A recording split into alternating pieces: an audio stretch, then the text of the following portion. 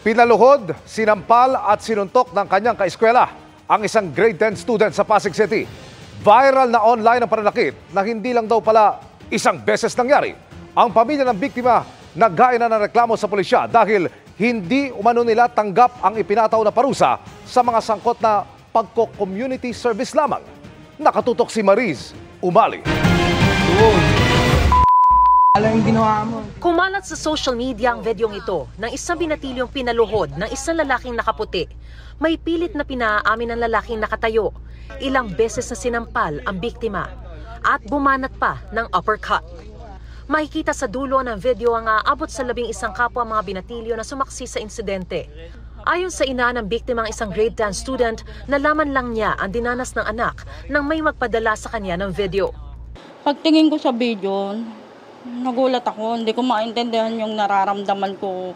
Sabi ko sa anak ko, "Anak, ano to?" Sabi kong gano'n.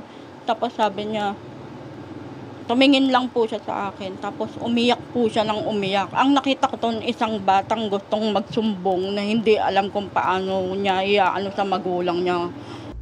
Nangyari raw ang insidente sa isang kalye sa Pasig City noong Biyernes. Ayon sa barangay, ang lalaking nanampal at nanuntok ay 16 anyos na kaeskwela ng biktima. Kwento ng ina ng biktima, may pinaamin daw ito sa kanyang anak. Sabi niya, "Mami, kasi po pinipilit po nila ako na ako yung nagpakalat nung konbo na yan. Hindi naman po ako. Inabangan po nila ako sa school." Sabi niya ganun. Inakbayan po nila ako, dinala nila ako sa isang lugar. Gusto nila aminin ko habang nakaluhod at mag-sorry ako. Pag hindi ko daw po inaamin, sige, isa pang hindi, isang sapak. Ang insidenteng ito hindi rin daw unang beses na ginawa sa biktima. Sabi niya, "Mami, dalawa po yan. Nung Webes po, ginanyan na nila ako." Nagulat po ako, bigla po niya akong sinampal. Bigla pa raw may sumapak sa kanya, dalawa. Ng ibang lalaki naman yun, hindi yung isang nasa video.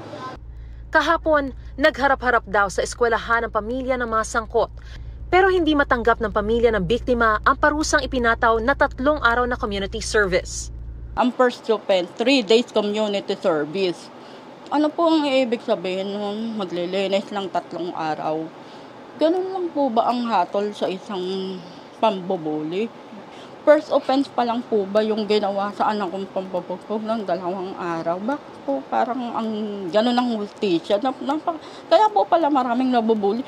Sa labis sa trauma, halos ayaw na raw lumabas ng bahay at pumasok sa eskwela ng binatilyo.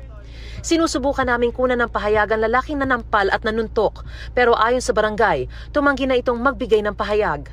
Sinubukan din naming kunan ng pahayagang eskwelahan, pero hindi na ito nagbigay ng komento. Ngayong araw, dumulog sa Women and Children's Protection Desk ng Pasig PNP ang pamilya ng biktima. Nakapail na po kami ng kaso, tapos okay na po kasi natutrauma na po yung anak ko, sobrang na po.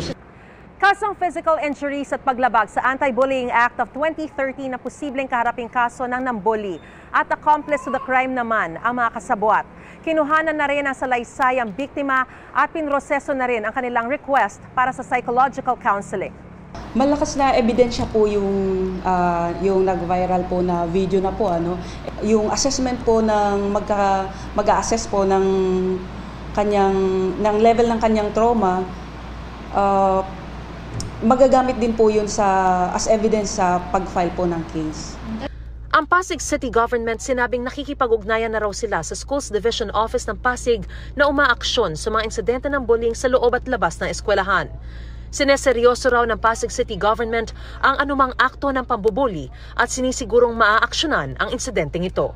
Para sa GMA Integrated News, Mariz Umali, nakatutok, 24 oras.